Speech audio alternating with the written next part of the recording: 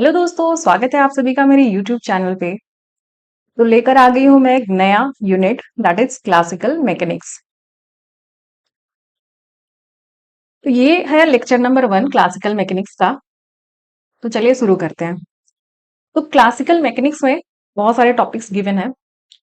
अगर हम उन सारे टॉपिक्स को दो कैटेगरीज में डिवाइड कर दें, पूरे टॉपिक्स को दो कैटेगरी में अगर सम अप करना चाहें, तो हमें मिलता है पहला Newtonian mechanics and the second one is Lagrangian and Hamiltonian mechanics. तो यहाँ पे मैं कवर करूंगी, स्टार्ट करूंगी मतलब लैग्रेंजियन मैकेनिक्स को।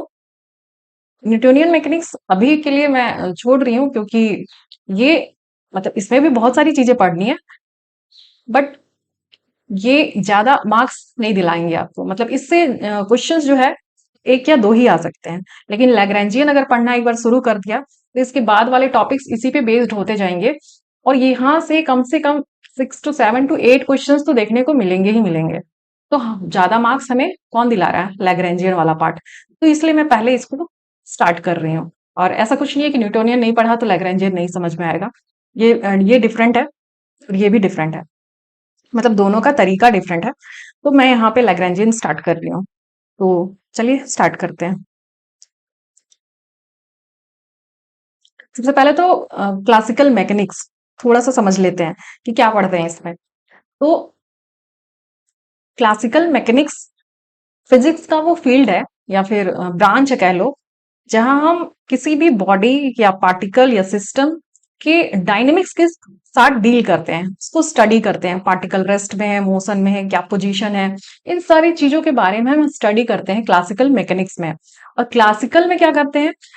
क्लासिकल अगर वर्ड ऐड है तो मतलब कि यहाँ पे जो पार्टिकल का साइज होगा वो मैक्रोस्कोपिक लेवल के होगा। मतलब कि बड़े पार्टिकल्स की बात कर रहे हैं हम क्लासिकल मैकेनिक्स में। क्लासिकल में हमेशा क्या है? मैक्रो, मैक्रो वर्ड यूज होगा। और यही जब हम छोटे स्तर पर चले जाएंगे, मतलब कि इतने छोटे कि पार्टिकल का साइज एंगस्ट्रॉम में आ जाए, तो वहां हम क्वांटम मैकेनिक्स में चले जाते हैं, जहां पे पार्टिकल का जो साइज है वो 10⁻⁻10 मीटर, जिसको हम एंगस्ट्रॉम भी बोलते हैं। इतने छोटे पार्टिकल के बारे में जब हम स्टडी करते हैं ना, तो उसको हम बोलते हैं क्वांटम मैकेनिक्स। ठीक है। और बड़े पार्टिकल की जब हम बात करते हैं तो वहां हम डिस्कस करते हैं क्लासिकल मैकेनिक्स में, उसके बारे में हम पढ़ते हैं। क्वांटम मैकेनिक्स में इतने छोटे पार्टिकल होने के पर क्या हो जाता है कि पार्टिकल सिर्फ पार्टिकल नहीं रह जाता है, वो डुअल नेचर शो करने लग जाता है। समटाइम्स वो मतलब पढ़ा है ना हमने मैटर वेव, तो एक पार्टिकल पार्टिकल की तरह भी बिहेव करता है, मतलब मैटर पार्टिकल की तरह बिहेव करता है समटाइम्स, और समटाइम्स वो एक वेव की तरह भी बिहेव करता है। तो डिफरेंट डिफरेंट कंडीशंस में उसका बिहेवियर चेंज हो जाता है, डुअल नेचर शो करता है क्वांटम मैकेनिक्स में। तो क्वांटम मैकेनिक्स अभी हम नहीं डिस्कस कर रहे हैं यहाँ पे। हमारा टॉपिक है क्लासिकल मैकेनिक्स। यहाँ पे माइक्रो माइक्रो लेवल पे बात होती है। ठीक है। और यहाँ पे मैक्रो, देखो ये सिर्फ इसका डिफरेंस है, मैक्रो एंड माइक्रो। यहाँ माँ है क्लासिकल में। ठीक है। तो मैं स्टार्ट करूंगी अभी लैग्रैंजियन। तो स्टार्ट करते हैं।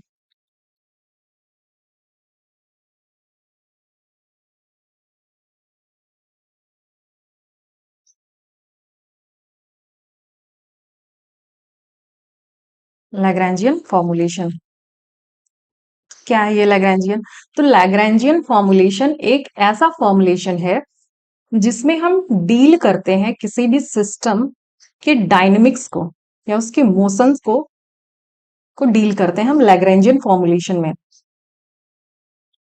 न्यूटोनियन मैकेनिक्स में भी हम सिस्टम के डायनेमिक्स को ही डील करते हैं, बट वहां क्या होता है कि न्यूटोनियन मैकेनिक्स में जितनी भी चीजें हम पढ़ते हैं वहां सारी फोर्स बेस्ड होती है। पहले इसको थोड़ा डिफाइन कर लेते हैं, हाँ, लैग्रैंजियन को। वो चलो, a formulation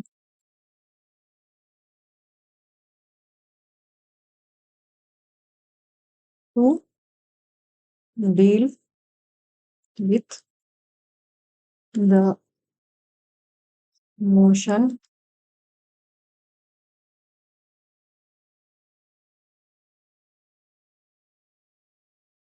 or dynamics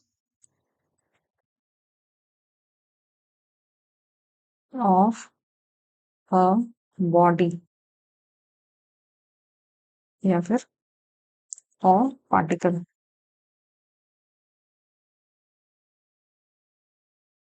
okay,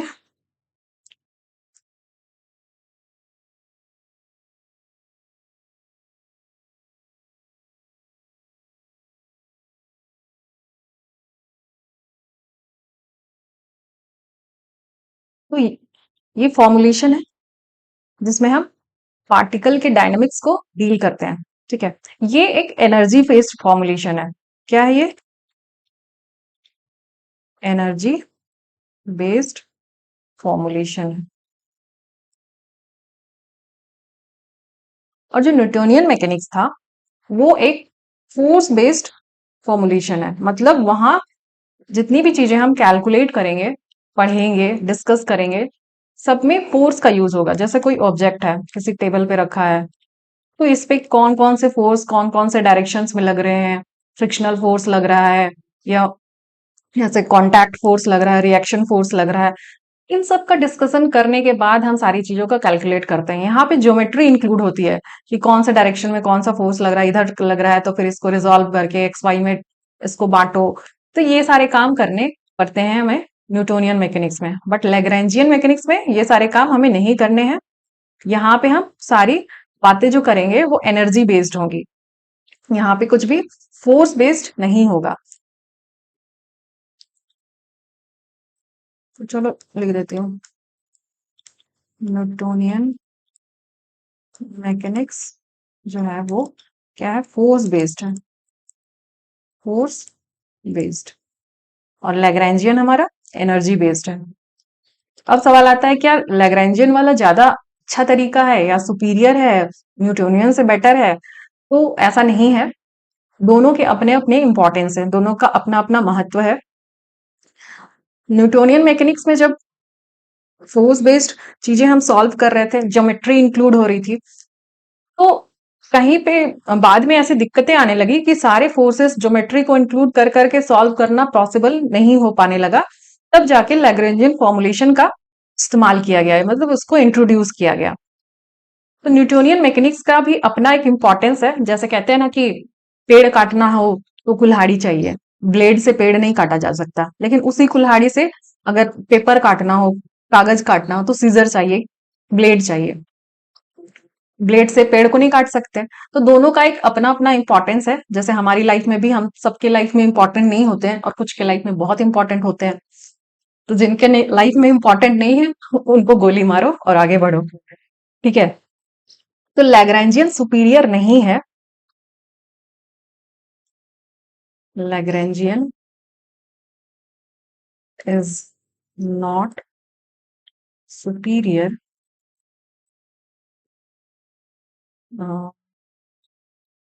to Newtonian. ठीक है, अब यहाँ पे हम कुछ डिस्कस कर लेते हैं कि इनमें लैग्रैन्जियन का फॉर्मुलेशन के लिए जो कुछ बेसिक कॉन्सेप्ट्स यूज होते हैं, तो हम पहले उसको डिस्कस करते हैं कि क्या है वो बेसिक कॉन्सेप्ट्स। तो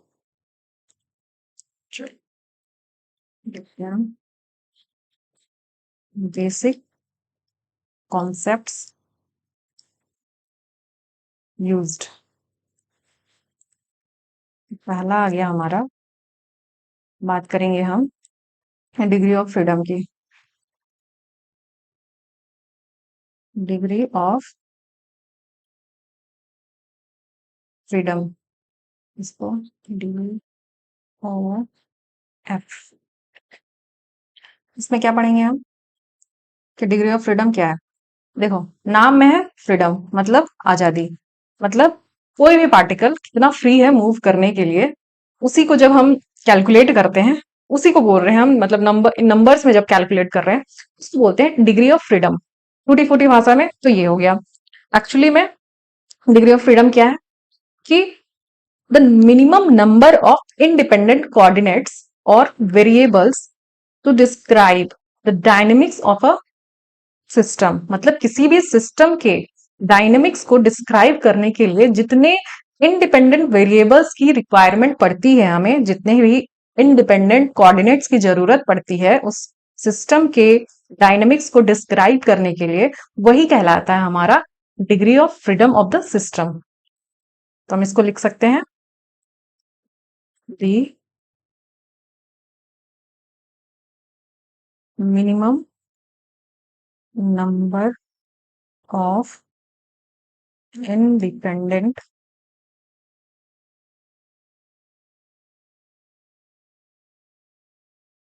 coordinates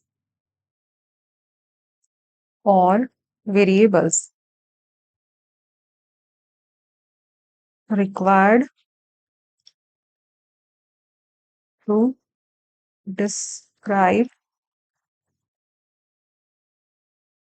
the dynamics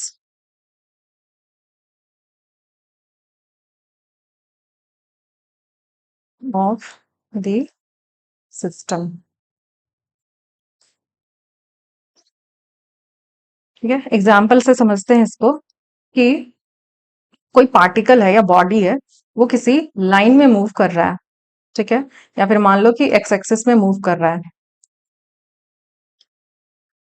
moving in x axis. ये पार्टिकल हमारा एक्स एक्सिस में मूव कर रहा है, तो इसकी डिग्री ऑफ फ्रीडम क्या होगी? इसकी डिग्री ऑफ फ्रीडम हो जाएगी, ऐसे लिखेंगे, degree of freedom is equals to 1। क्यों? देखो, सिर्फ ये फ्री है एक्स डायरेक्शन में ही मूव करने के लिए, तो यहां इसकी डिग्री ऑफ फ्रीडम 1 हो गई। अब ये स्ट्रेट लाइन है या फिर कर्व्ड पाथ है, तो वहां पे वो मैटर नहीं कर रहा है कि पार्टिकल किसी स्ट्रेट लाइन में मूव कर रहा है या फिर ऐसे कर्व्ड पाथ में मूव कर रहा है या फिर सर्कल में मूव कर रहा है। अगर पार्टिकल का पाथ प्री डिफाइंड है, मतलब हमने पहले से डिसाइड कर दिया कि ये इसी पाथ में मूव करेगा, तो उसका डिग्री ऑफ फ्रीडम 1 हो जाएगा। जैसे कि अगर मान लो कोई पार्टिकल है, वो पैराबोलिक पाथ में मूव कर रहा है, ठीक है, ऐसे मूव कर रहा है, पैराबोला का इसी ऐसे ही बनता है ना ग्राफ। तो यहाँ पे कोई पार्टिकल है और ये मूव कर रहा है इस पाथ में, इस पूरे पाथ में मूव कर रहा है, ये ना इधर जा रहा है ना इधर जा रहा है, ये कहीं नहीं जा रहा है, बस इसी पाथ में है। तो ऐसे कंडीशन में इसका डिग्री ऑफ फ्रीडम क्या होगा? 1 होगा।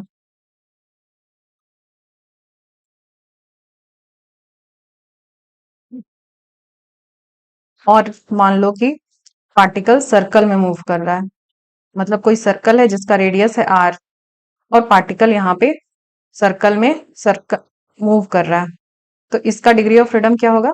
इसका भी डिग्री ऑफ फ्रीडम 1 ही होगा। यहाँ भी degree of freedom equals to 1 और यहाँ भी degree of freedom equals to 1, मतलब कि particle is path of the particle is predefined. यहाँ पे देखो, अगर हम इसको समझना चाहे तो इसका क्या लिख सकते हैं इक्वेशन? पाथ का इक्वेशन हम लिख सकते हैं, अगर ये y एक्सिस हो गया हमारा और ये हमारा x एक्सिस हो गया, तो हम लिख सकते हैं y is equals to 4a x²। ऐसे होता पैराबोला का इक्वेशन, ठीक है। अब यहाँ पे देखो, हमें क्या x और y दो दो x और y दो हमें कोऑर्डिनेट्स दिख रहे हैं, वेरिएबल्स दिख रहे हैं। तो ये वेरिएबल्स कैसे हैं? ये देखो, ये जो है हमारा यहाँ पे, ये एक इनडिपेंडेंट वेरिएबल है और y जो है वो हमारा डिपेंडेंट वेरिएबल है। मतलब कि अगर हमें x की वैल्यू पता चल गई कि x की वैल्यू क्या है, तो हम y की वैल्यू कैलकुलेट कर सकते हैं। तो यहाँ पे अननोन कितना फैक्टर है? अननोन सिर्फ एक ही कोऑर्डिनेट है, y, तो एक ही मिला हमें। तो जितने नंबर ऑफ इंडिपेंडेंट कोऑर्डिनेट्स होते हैं, वही उस सिस्टम का डिग्री ऑफ फ्रीडम होता है। यहाँ पे देखो, सर्कल वाले केस में सर्कल का इक्वेशन कैसे लिखते हैं? x² plus y² is equal to radius, ठीक है, रेडियस होता है। तो रेडियस तो हमें पता है पहले से ही, लेकिन अगर हमें एक वैल्यू दे दी जाए कि x की इतनी वैल्यू है, तो हम यहाँ से y कैलकुलेट कर सकते हैं क्या? बिल्कुल कर सकते हैं। ओवरऑल हमें जो मिला वो इंडिपेंडेंट नंबर ऑफ कोऑर्डिनेट्स कितने मिले? एक ही मिला। अगर x पता चल गया तो y कैलकुलेट कर सकते हैं, अगर y हमें दे दिया जाए तो हम x कैलकुलेट कर सकते हैं। दोनों की रिक्वायरमेंट नहीं है हमें, हमारा इंडिपेंडेंट कोऑर्डिनेट कितना हुआ? एक ही हुआ। तो हमारे इस केस में भी डिग्री ऑफ फ्रीडम क्या हो जाएगा? 1 हो जाएगा। तो कैसे केस में हो रहा है ये सब? कि अगर particle moving in a predefined path.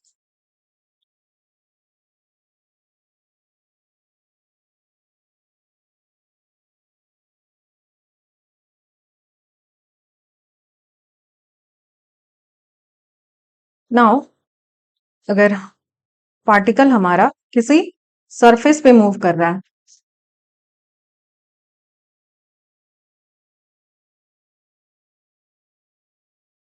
Particle moving on a surface. अब सरफेस कैसा है, फ्लैट है या कर्व्ड है, कोई फर्क नहीं पड़ता। ऐसे केस में जो डिग्री ऑफ फ्रीडम होगा वो हो जाएगा 2। मतलब कि सपोज कोई एक्स वाई प्लेन है हमारा, ठीक है, एक्स वाई प्लेन है हमारा, और यहाँ पे पार्टिकल कहीं पे भी मूव कर रहा है, तो ऐसे केस में जो डिग्री ऑफ फ्रीडम है, मतलब ये एक्स डायरेक्शन में भी मूव कर रहा है और वाई डायरेक्शन में भी मूव कर रहा है, तो इसके पास 2 डिग्री है फ्रीली मूव करने के लिए, तो यहाँ पे डिग्री ऑफ फ्रीडम हमारा हो गया 2। ऐसे ही मान लो कि कोई स्फीयर है, ठीक है, स्फीयर है, अब कोई पार्टिकल है वो इसके सरफेस पे मूव कर रहा है। स्फीयर है, समझना इसको, सर्कल मत समझना, ठीक है, 3D में जाओ। स्फीयर जैसे बॉल, कोई बॉल है उसके ऊपर एक चींटी रख दी, तो चींटी क्या पूरे सरफेस पे मूव करने के लिए फ्री है। ऐसे केस में भी क्या होगा कि जो डिग्री ऑफ फ्रीडम है वो हम हो जाएगा 2 हो जाएगा, ठीक है। तो सरफेस फ्लैट है या सरफेस कर्व्ड है, इससे फर्क नहीं पड़ रहा है कि दोनों के लिए डिग्री ऑफ फ्रीडम हमारा 2 ही होगा। थर्ड है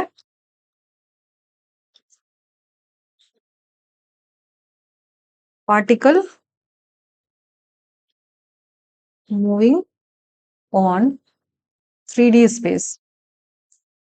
अगर कोई पार्टिकल 3D स्पेस में मूव कर रहा है, देखो स्पेस है, ठीक है, मतलब तीनों कोऑर्डिनेट्स इन्वॉल्व हो रहे हैं, एक्स वाई जेड तीनों कोऑर्डिनेट्स इन्वॉल्व हो रहे हैं, तो ऐसे केस में क्या होगा, हमारा डिग्री ऑफ फ्रीडम जो है वो 3 हो जाएगा। फॉर एग्जाम्पल अगर हम देखें कि हमने कोई ऐसा एक बॉक्स ले लिया, या फिर समझो ये आपका रूम है, इसमें कोई मक्खी एंटर कर गई, तो मक्खी क्या है, फ्री है किसी भी डायरेक्शन में मूव करने के लिए, है ना, ये किसी भी डायरेक्शन में मूव करने के लिए फ्री है, एक्स में भी जा सकती है, वाई में भी जा सकती है, जेड में भी जा सकती है, तो तीनों डायरेक्शन में मूव करने के लिए फ्री है, तो इसके पास डिग्री ऑफ फ्रीडम कितनी हो गई, 3 हो गई। यहां तक आ गया समझ। अब आगे बढ़ते हैं कि ये 1D 2D 3D तीनों में हमने बात कर लिया। अब नाउ अगर हमारे पास एक से ज्यादा पार्टिकल हो, जैसे अभी तक तो हम एक पार्टिकल की बात कर रहे थे, एक ही पार्टिकल को अंडर कंसिडरेशन समझ रहे थे, अब हमने एक से ज्यादा पार्टिकल ले लिया, तब क्या होगा डिग्री ऑफ फ्रीडम। तो if if there are more than one independent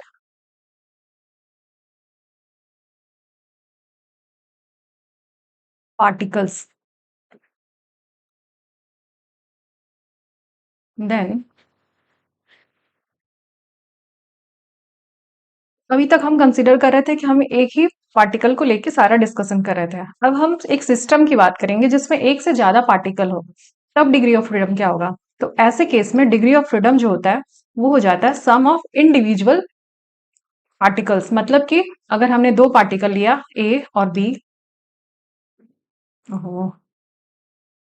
suppose हमने 2 पार्टिकल लिया और ये एक हमारा पूरा सिस्टम है, 2 पार्टिकल को मिलके हमारा एक सिस्टम बन गया, तो सिस्टम का डिग्री ऑफ फ्रीडम क्या होगा, तो इसका डिग्री ऑफ फ्रीडम अलग से निकालेंगे और इसका डिग्री ऑफ फ्रीडम अलग से निकालेंगे और दोनों को ऐड कर देंगे, तो ये हमारा हो जाएगा कंप्लीट सिस्टम का डिग्री ऑफ फ्रीडम। तो इसका मतलब हो गया sum of degree of freedom of individuals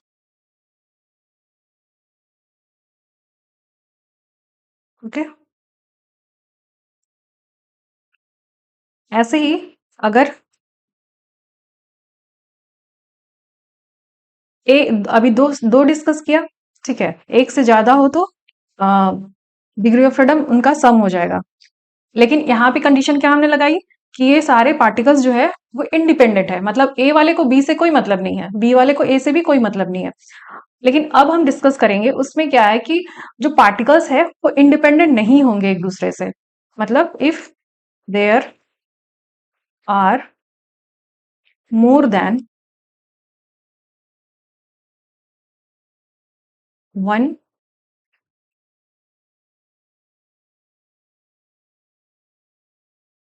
particle which are not independent, वो एक दूसरे से क्या डिपेंडेंट इंडिपेंडेंट नहीं है, ऐसे केस में जो डिग्री ऑफ फ्रीडम होता है वहां पे हमारा डिग्री ऑफ फ्रीडम हो जाएगा,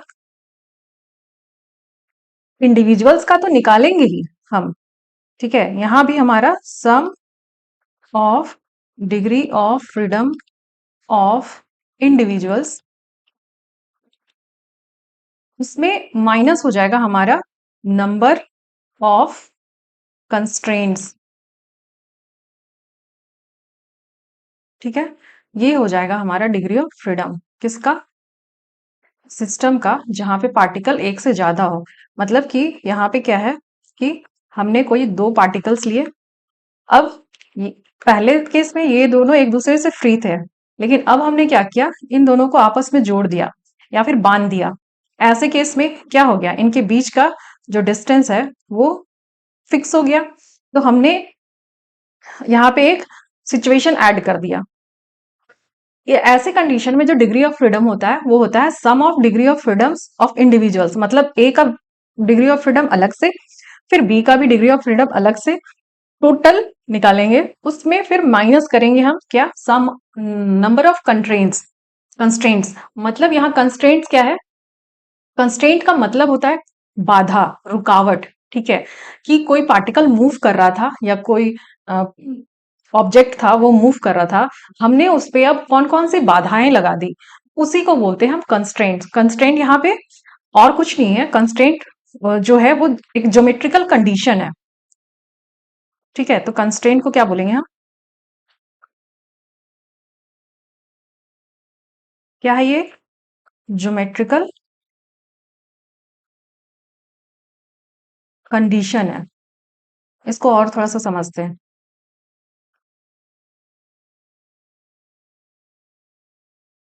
एग्जाम्पल से समझते हैं इसको, ठीक है, कि क्या है कंस्ट्रेंट। तो हमने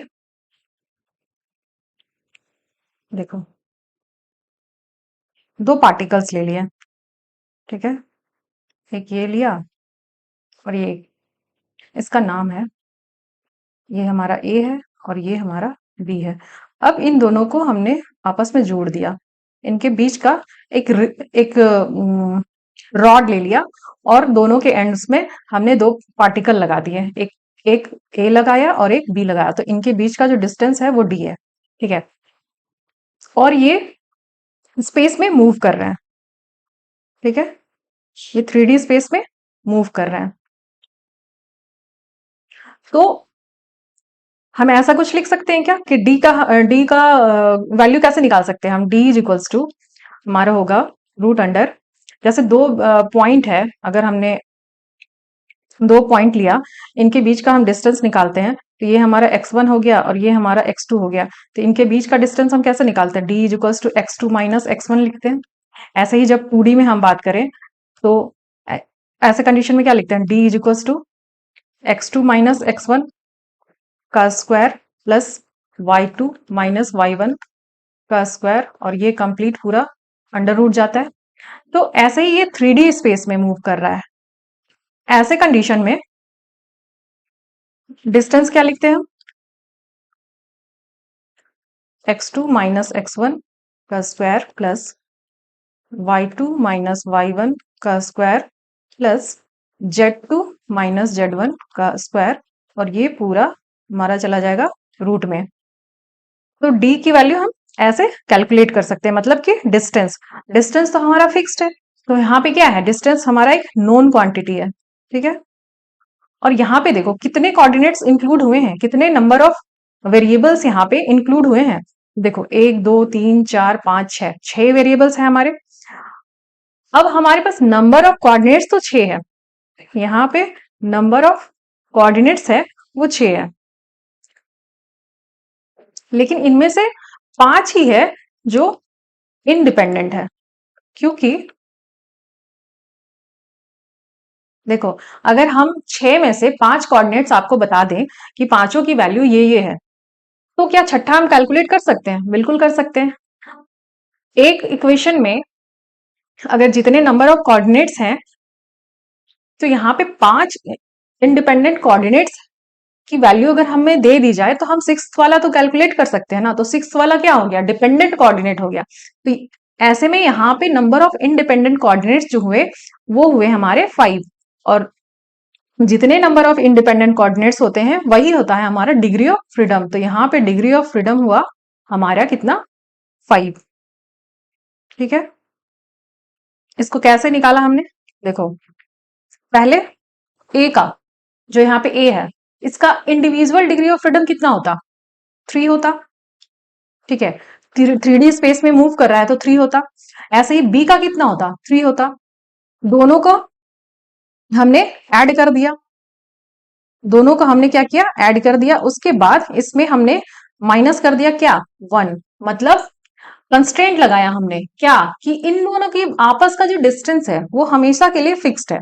ये डी है वो नॉन चेंज नहीं हो रहा है, ये फिक्स्ड है। मतलब हमने एक बाधा लगा दी कि इन दोनों के आपस का जो डिस्टेंस है वो चेंज नहीं होगा, तो मतलब हमने एक कंस्ट्रेंट लगाया।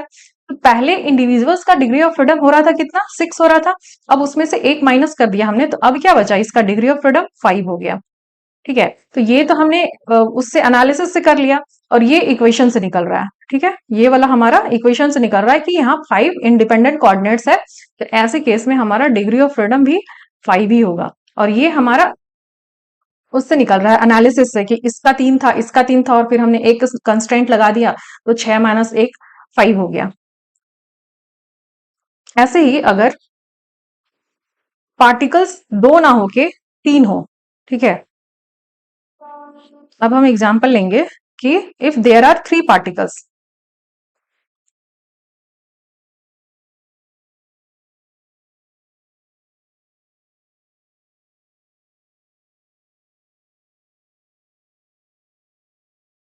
rigidly connected to each other, particles rigidly moving in 3D space।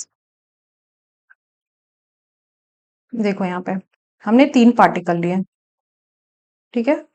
इनको हमने क्या किया, कनेक्ट कर दिया अब एक दूसरे से, मतलब इनके बीच की डिस्टेंस को हमने फिक्स कर दिया। तो चलो ये भी डी है, मान लिया ये भी डी है और ये भी डी है, तो हमने कितने कंस्ट्रेंट लगा दिए, 1 2 3 कंस्ट्रेंट लगा दिए यहाँ पे।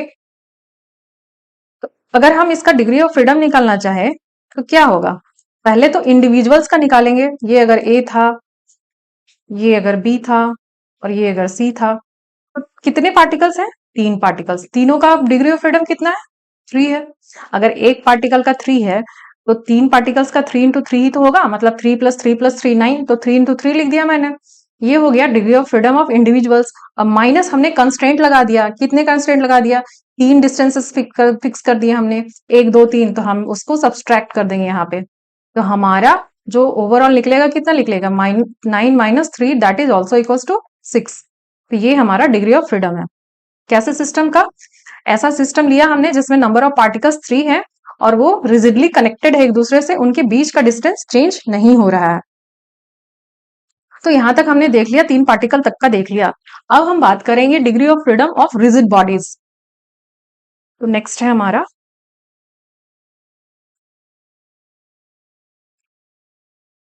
Degree of freedom of rigid bodies, ठीक है। पहले तो समझो कि रिजिड बॉडी क्या होता है। पता होगा आपको पहले से ही, लेकिन फिर भी मैं यहाँ बता दे रही हूँ कि रिजिड बॉडी एक ऐसा बॉडी है या फिर कलेक्शन ऑफ पार्टिकल्स है जिसमें बॉडी के किसी दो पॉइंट को अगर हम कंसीडर करें, उनके बीच का डिस्टेंस हमेशा फिक्स्ड होता है, वो चेंज नहीं होता है। ठीक है, तो लिखते हैं इसको, क्या लिखेंगे हम, collection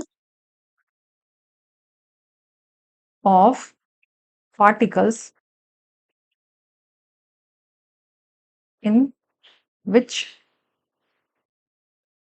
distance between two points और पार्टिकल्स डज नॉट चेंज, या फिर कांस्टेंट, इज कांस्टेंट। मतलब कि मानो हमने कोई रिजिड बॉडी ले लिया, ऐसा कोई एक ऐसा बॉडी ले लिया और यहाँ पे दो पॉइंट्स को हमने कंसीडर कर लिया। ठीक है, और इनके बीच का डिस्टेंस है, तो इनके बीच का डिस्टेंस को हमने रिप्रेजेंट किया किससे, ये मान लो हमारा ith पार्टिकल था और ये हमारा jth पार्टिकल। अब हम इस टाइप के टर्म्स यूज करेंगे, बच्चों वाला ABCD नहीं यूज करेंगे, क्योंकि इससे फैमिलियर होना जरूरी है।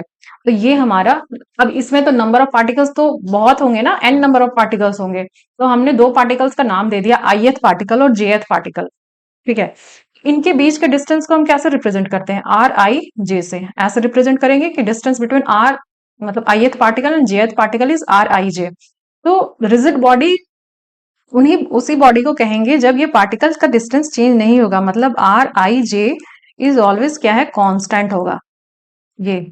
ठीक है, रिजिड बॉडी के लिए ये कंडीशन है कि दोनों के बीच का डिस्टेंस कभी चेंज नहीं होगा। चेंज हो जाएगा तो मतलब क्या है कि डिस्टेंस चेंज हो रहा है, मतलब बॉडी फ्लेक्सिबल है, और यहाँ डिस्टेंस चेंज नहीं हो रहा है, मतलब बॉडी रिजिड है। तो अभी तक हमने कैलकुलेट किया था तीन पार्टिकल के लिए 3D स्पेस में मूव कर रहे थे, तो रिजिड बॉडी का डिग्री ऑफ फ्रीडम निकालने के लिए, मतलब ऐसे कैलकुलेट कर करके कि इंडिविजुअल पार्टिकल का कितना होगा, फिर उस पर कंस्ट्रेंट कितने होंगे, तो ऐसे कैलकुलेट करना मुश्किल है, इसीलिए हम इसका एनालिसिस यहां से करेंगे। इस वाले केस पे जितने हमने एनालिसिस किए, इसी के सिमिलर हम अब यहाँ रिजिड बॉडी का फाइंड करेंगे कि उसका कैलकुलेट किया जाता है रिजिड बॉडी का डिग्री ऑफ फ्रीडम, उसी के एनालिसिस से कि जो रिजिड डिग्री ऑफ फ्रीडम है रिजिड बॉडी का, डिग्री ऑफ फ्रीडम जो होता है वो हो जाता है हमारा 6। ठीक है, किसके एनालिसिस पे किया, ये जो अभी हमने 3 पार्टिकल किया था ना, 3 पार्टिकल्स का जो रिजिडली कनेक्टेड थे, इसी बेसिस पे किया गया एनालिसिस कि एक रिजिड बॉडी का डिग्री ऑफ फ्रीडम 6 होगा, जिसमें से ये देखो, ये याद रखना बहुत इंपॉर्टेंट है, किसके लिए ये है हमारा फॉर रिजिड बॉडी। याद रखना ये इंपॉर्टेंट है, डायरेक्ट पूछ लिया जाता है एग्जाम में। ठीक है, इनमें से जो 3 है वो हो जाता है हमारा ट्रांसलेशनल, और 3 है इसमें से ये हो जाता है रोटेशनल मोशन की वजह से। ठीक है, 6 डिग्री ऑफ फ्रीडम्स होते हैं। ये कहा, जब ये किस केस में हुआ, जब हमारा नंबर ऑफ पार्टिकल्स, 3 तक तो पढ़ लिया था, जब हमारा नंबर ऑफ पार्टिकल्स, यहाँ लिखो 4 नंबर ऑफ पार्टिकल्स, n जो है, मान लो n हमारा नंबर ऑफ पार्टिकल्स है, वो 3 से बड़ा या 3 के इक्वल होगा। 3 के इक्वल वाला केस देखा था, उसमें 6 आया। अब जब नंबर ऑफ पार्टिकल 3 से ज्यादा होगा, तब भी डिग्री ऑफ फ्रीडम 6 ही होगा, किसके लिए, रिजिड बॉडी के लिए। ठीक है, अब हम कंडीशन लगाते हैं कि अगर हमारा रिजिड बॉडी जो है वो किसी फिक्स्ड पॉइंट के अबाउट रोटेट कर रहा है, मतलब if rigid body is rotating, is rotating about fixed point, fixed point, ऐसे केस में क्या होगा डिग्री ऑफ फ्रीडम, मान लिया कि ये कोई पॉइंट था अब पार्टिकल किसी फिक्स्ड पॉइंट के अबाउट रोटेट कर रहा है, ऐसे रोटेट कर रहा है, या फिर ऐसे रोटेट कर रहा है, या फिर ऐसे रोटेट कर रहा है, मतलब कि ये किसी पॉइंट के अबाउट रोटेट कर रहा है। तो ऐसे केस में डिग्री ऑफ फ्रीडम जो होता है वो हो जाता है हमारा ना फ्री हो जाता है। ठीक है, ऐसे केस में हमारा डिग्री ऑफ फ्रीडम फ्री हो जाता है। फाइन। और अगर पार्टिकल हमारा, एक सेकेंड, हाँ,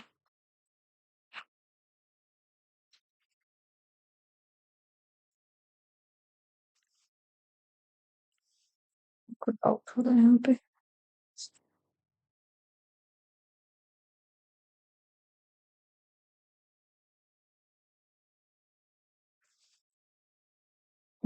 ठीक है, थ्री होता है। ये तीनों क्या है, ट्रांसलेशन मोशन तो हमने गायब ही कर दिया, यहाँ पे रोटेशन हो रहा है, तो ये सारे किसकी वजह से है, सिर्फ रोटेशनल की वजह से है। ठीक है, अब अगर पार्टिकल जो है वो किसी पॉइंट नहीं बल्कि किसी एक्सिस के अबाउट मूव कर रहा है, ठीक है, ऐसे कंडीशन में डिग्री ऑफ फ्रीडम क्या होगा, if body is rotating about a fixed axis. हमने यहाँ एक्सिस फिक्स्ड कर दिया,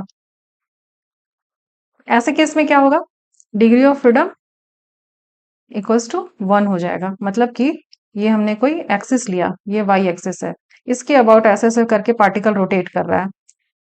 ठीक है, तो यहाँ डिग्री ऑफ फ्रीडम क्या है, सिर्फ ऐसे ही रोटेट कर सकता है ये, तो डिग्री ऑफ फ्रीडम सिर्फ वाई एक्सिस वाला ही हो गया, तो मतलब कि यहाँ डिग्री ऑफ फ्रीडम 1 हो गया। ना कुछ और टर्म्स की बात करेंगे, ये हमने इतना सब कुछ पढ़ा किसके बारे में, डिग्री ऑफ फ्रीडम के बारे में। डिग्री ऑफ फ्रीडम समझना इंपॉर्टेंट है, डायरेक्ट क्वेश्चन पूछे जाएंगे इससे, ऐसा मत सोचना कि थ्योरेटिकल है तो नहीं आएगा, थ्योरेटिकल से ही क्वेश्चंस आ रहे हैं। मतलब क्योंकि कैलकुलेशन वाले तो टाइम टेकिंग हो जाते हैं, इसलिए छोटे छोटे ये कैलकुलेशन या फिर थ्योरेटिकल से ही क्वेश्चंस उठा के पूछे जा रहे हैं। मतलब जो भी सेट वाले एग्जाम्स है या फिर पीएचडी एंट्रेंस वाले एग्जाम्स है अलग अलग यूनिवर्सिटी के, तो उनमें ये क्वेश्चंस है। एक क्वेश्चन दिखाऊंगी मैं आगे कि डिग्री ऑफ फ्रीडम पे पूछा गया था, हमारे झारखंड में ही पूछा गया था, कोल्हान यूनिवर्सिटी के एंट्रेंस एग्जाम में, पीएचडी एंट्रेंस एग्जाम में। अब हमारा अगला टॉपिक है, डिग्री ऑफ फ्रीडम बात कर लिया हमने, अब बात करेंगे हम जनरलाइज्ड कोऑर्डिनेट्स की। तो यार,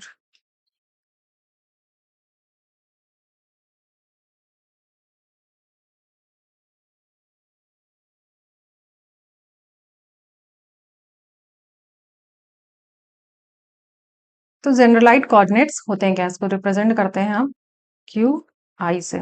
ठीक है, तो जनरलाइज्ड कोऑर्डिनेट्स क्या है कि ये एक वेरिएबल है या फिर सेट ऑफ वेरिएबल्स है जो किसी भी सिस्टम के डायनेमिक को क्या करता है, डिस्क्राइब करता है। मतलब पहले लिख देती हूँ कि जनरलाइज्ड कोऑर्डिनेट्स क्या होता है, any suitable variable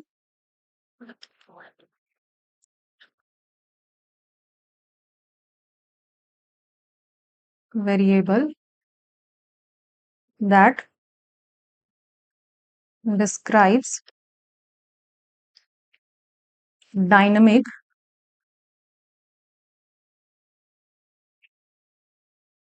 of system is called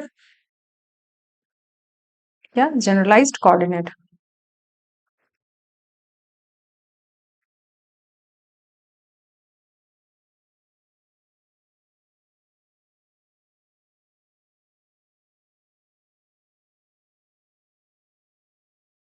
ठीक है, समझते हैं इसको एग्जाम्पल से कि जैसे जब हम थर्मोडायनेमिक्स पढ़ते हैं तो वहां क्या है, सिस्टम के बारे में हम स्टडी करते हैं, तो हमारे वहां वेरिएबल्स क्या होते हैं, प्रेशर, टेम्परेचर, वॉल्यूम, एंट्रोपी, ये सब क्या है, वहां पे वेरिएबल्स है, इन्हीं के बेसिस पे हम सारी स्टडी करते हैं थर्मोडायनेमिक्स में। तो वो इसके क्या हो गया, वहां पे थर्मोडायनेमिक्स के केस में ये उनके जनरलाइज्ड कोऑर्डिनेट्स हो गए। तो इन dynamics, pressure, temperature, volume, entropy, ये सारे क्या हो गए? आर वेरिएबल्स हैं। इन्हीं को तो हम डिस्कस करते हैं तो हमें सिस्टम के बारे का बिहेवियर पता चलता है, सारी बातें पता चलती है कि सिस्टम क्या है, कैसा है। So these are generalised coordinates. Fine. ऐसे ही जब हम सपोज इलेक्ट्रिक सर्किट की बात कर रहे हैं तो वहां पे क्या है कि किसके बेसिस पे बात करते हैं? वहां पे सारी स्टडीज चार्ज के बेसिस पे। तो चार्ज क्या हो गया हमारा इलेक्ट्रिक सर्किट के लिए? एक जनरलाइज्ड कोऑर्डिनेट हो गया। तो इलेक्ट्रिक सर्किट है अगर,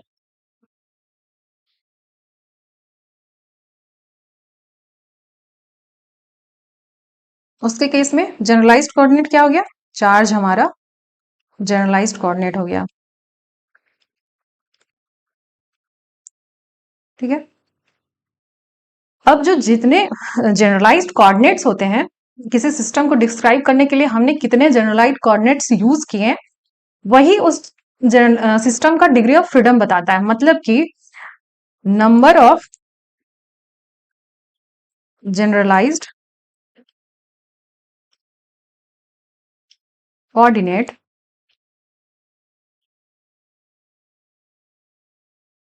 is equals to degree of freedom of the systems of the system।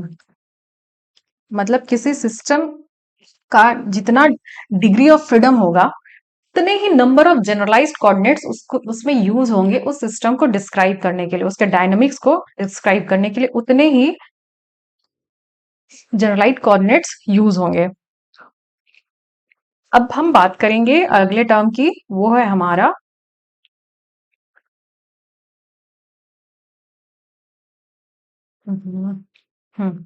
अब है हमारा नेक्स्ट क्या है? जनरलाइज्ड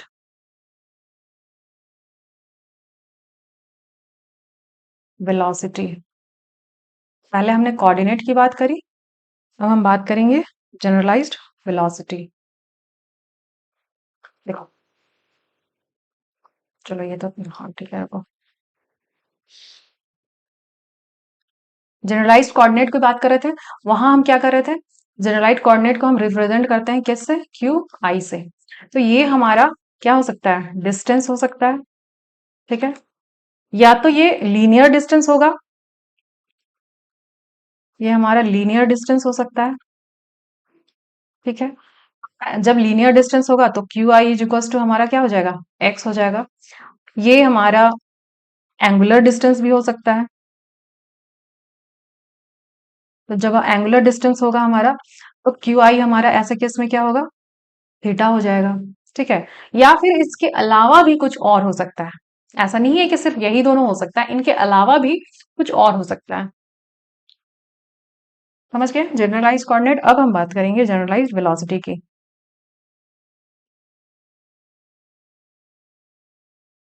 वेलोसिटी, इसको हम रिप्रेजेंट करते हैं क्यू आई यहाँ डॉट से। ठीक है। क्या है जनरलाइज वेलोसिटी? कि जब हम जनरलाइज्ड कोऑर्डिनेट का टोटल टाइम डेरिवेटिव लेते हैं तब हमें मिलता है generalised velocity.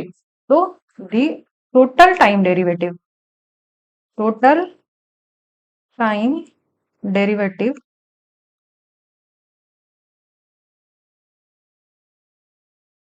Of generalised coordinate, मतलब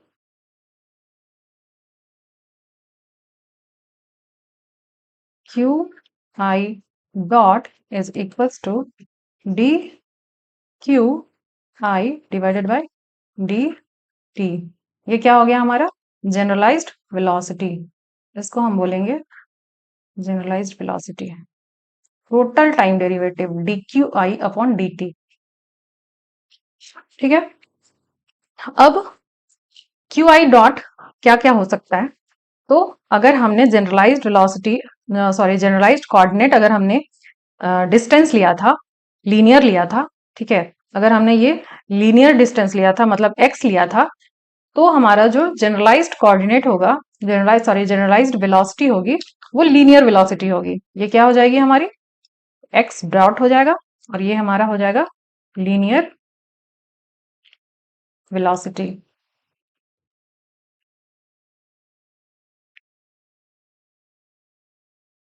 ठीक है, डॉट का मतलब क्या है यहाँ पे, एक बार डिफरेंशिएशन, अगर हम कोई चीज लिख रहे हैं एक्स डॉट तो इसका मतलब है dx बाई dt। अगर हम लिख रहे हैं y डॉट, इसका मतलब है dy बाई dt, मतलब एक बार टाइम के रिस्पेक्ट में डिफरेंशिएट करना। ऐसे ही अगर हमने क्यू आई को हमने सपोज ले लिया थीटा, तो हमारा जनरलाइज्ड वेलोसिटी इस केस में हो जाएगा थीटा डॉट, और वो हो जाएगा हमारा एंगुलर वेलोसिटी, एंगुलर वेलोसिटी।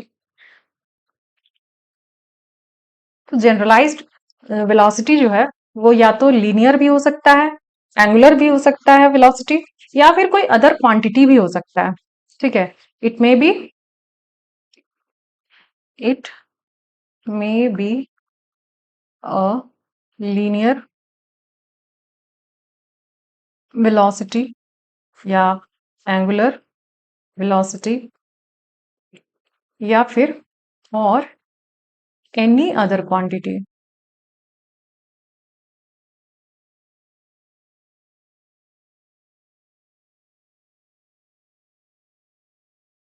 ठीक है,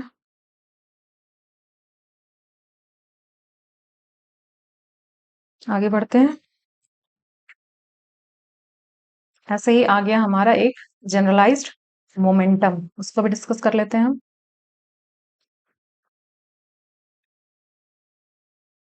फिर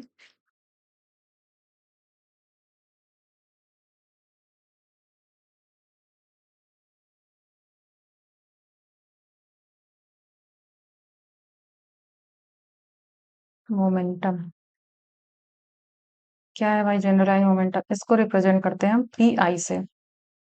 ठीक है, और इसको डिफाइन करते हैं ऐसे कि पी आई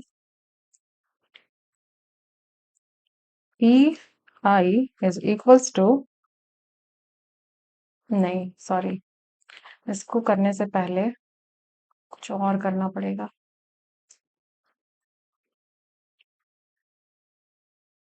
पहले एक टर्म समझना पड़ेगा। हम पहले पहुंच जाते हैं कहाँ, लैग्रैन्जियन पे। तो पहले हम डिस्कस करेंगे लैग्रैन्जियन, इसको रिप्रेजेंट करते हैं हम कैपिटल एल से, और इसको डिफाइन करते हैं हम, जो लैग्रैन्जियन होता है वो होता है हमारा L is equals to kinetic energy minus potential function, potential function. देखो, ये हमारा लैग्रैन्जियन का डेफिनेशन। यहाँ पे जो पोटेंशियल काइनेटिक एनर्जी लिखा है, ये हमारा जनरलाइज्ड काइनेटिक एनर्जी है। ठीक है, जनरलाइज्ड काइनेटिक एनर्जी है। ऐसे ही जो पोटेंशियल फंक्शन है वो जनरलाइज्ड पोटेंशियल फंक्शन है, पोटेंशियल फंक्शन है। ये जनरलाइज्ड पोटेंशियल एनर्जी भी हो सकता है या फिर नहीं भी हो सकता है, कोई जरूरत मतलब जरूरी वाली फिक्स्ड वाली बात नहीं है। ऐसे ही ये जनरलाइज्ड एनर्जी भी हो सकता है, नहीं भी हो सकता है। तो ये हमारा मतलब एनर्जी भी हो सकता है, फंक्शन भी हो सकता है, या फिर एनर्जी भी हो सकता है। ठीक है, ये ऐसे हम डिफाइन करते हैं लैग्रैन्जियन को, that is kinetic energy minus potential function. इसको लैग्रैन्जियन को हम इस तरह से लिखते हैं कि इस तरह से इसको ऐसे लिखा गया है इसलिए ताकि हमें एक सूटेबल, मतलब इसको इससे सूटेबल फॉर्म में लिखा गया है कि इसको जब हम सॉल्व करते हैं तो हमें एक इक्वेशन ऑफ मोशन मिलता है। ठीक है, ऐसा नहीं कि कुछ भी लिख दिया कुछ भी निकल के आ गया, तो इसको इसलिए ऐसे फॉर्म में लिखा गया है, it is written in such a way that,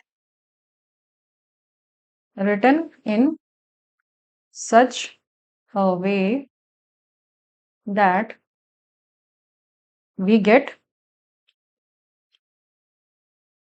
a correct equation of motion।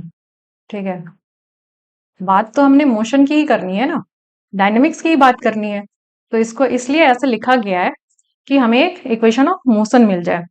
यहाँ जो लैग्रैन्जियन है इसका कोई सिग्निफिकेंस नहीं है, फिजिकल सिग्निफिकेंस नहीं है।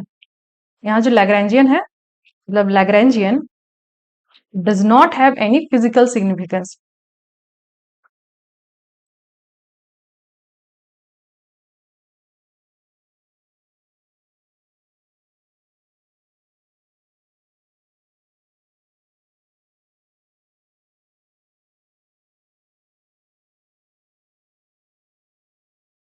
मतलब कि एक जो लैग्रैन्जियन है, मतलब सिस्टम का जो लैग्रैन्जियन है, एक सिस्टम का हम एक कई सारे लैग्रैन्जियंस लिख सकते हैं। ठीक है, लैग्रैन्जियन लिखने का अलग अलग तरीका हो सकता है, डिपेंड करता है कि हमने कौन सा लैग्रैन्जियन को डिस्क्राइब करने के लिए हमने कौन सा जनरलाइज कोऑर्डिनेट सेलेक्ट किया है, कौन से जनरलाइज कोऑर्डिनेट को यूज करके हम सिस्टम के डायनेमिक्स के बारे में बात कर रहे हैं। एक सिस्टम का कई सारे लैग्रैन्जियंस हो सकते हैं, और यहाँ सिग्निफिकेंस नहीं है, मतलब कि हमने क्या लिया, L equals to kinetic energy minus potential function.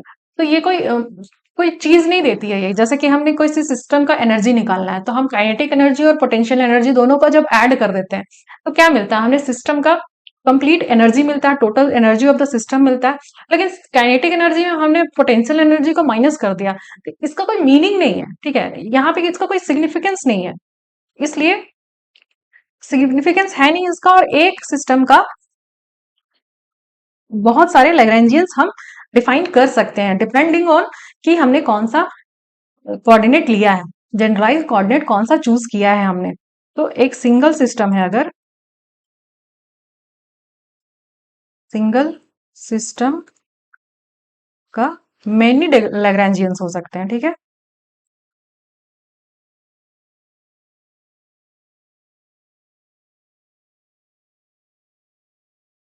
अब हम बात करेंगे जनरलाइज्ड कोऑर्डिनेट की,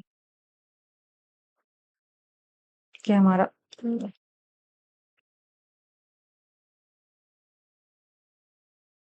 जनरलाइज्ड कोऑर्डिनेट, इसको रिप्रेजेंट करते हैं हम पी आई से, और ये इसका डेफिनेशन है कि पी आई जो होता है वो होता है हमारा पार्शियल डेरिवेटिव ऑफ किसका, Lagrangian, del L upon del q आई डॉट। देखो डॉट है, ध्यान रखना। मतलब कि जब हम लैग्रैन्जियन को पार्शियली डेरिवेट करते हैं, पार्शियल डिफरेंशिएशन करते हैं जनरलाइज वेलोसिटी के रेस्पेक्ट में, तो वो हमें क्या देता है, जनरलाइज्ड मोमेंटम देता है। सॉरी, यहाँ कोऑर्डिनेट लिख दिया, यहाँ मोमेंटम है। हम्म, अब ये जो जनरलाइज्ड मोमेंटम है वो या तो लीनियर मोमेंटम भी हो सकता है, या फिर एंगुलर मोमेंटम भी हो सकता है, या कोई अदर क्वांटिटी भी हो सकता है। ठीक है, तो इट मे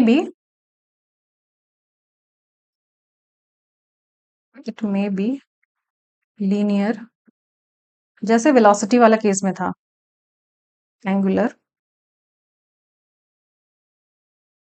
मोमेंटम और एनी अदर क्वांटिटी।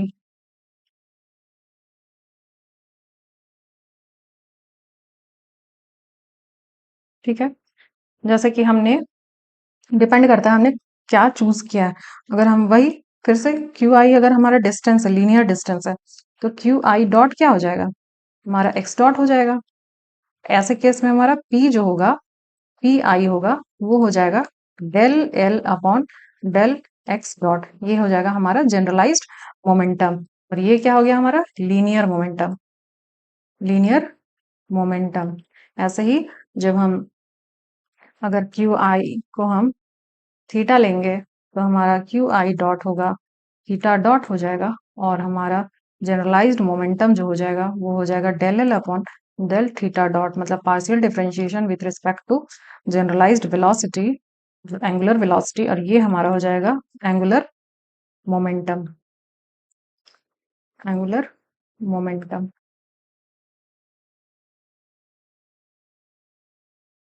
ठीक है, आज के लिए इतना ही रखते हैं, इतना समझ लिया हमने। नेक्स्ट क्लास में हम आगे कंटिन्यू करेंगे। समझ में आ गया हो तो अच्छी बात है, ना समझ में आए तो दोबारा देखना, समझ में जरूर आ जाएगा। इजी से इजी लैंग्वेज मैंने यूज किया है आपको समझाने के लिए इसको, और कमेंट करके आप बता सकते हो अगर कहीं डाउट है या फिर कुछ भी है। तो आज के लिए इतना ही रखते हैं, मिलते हैं नेक्स्ट क्लास में।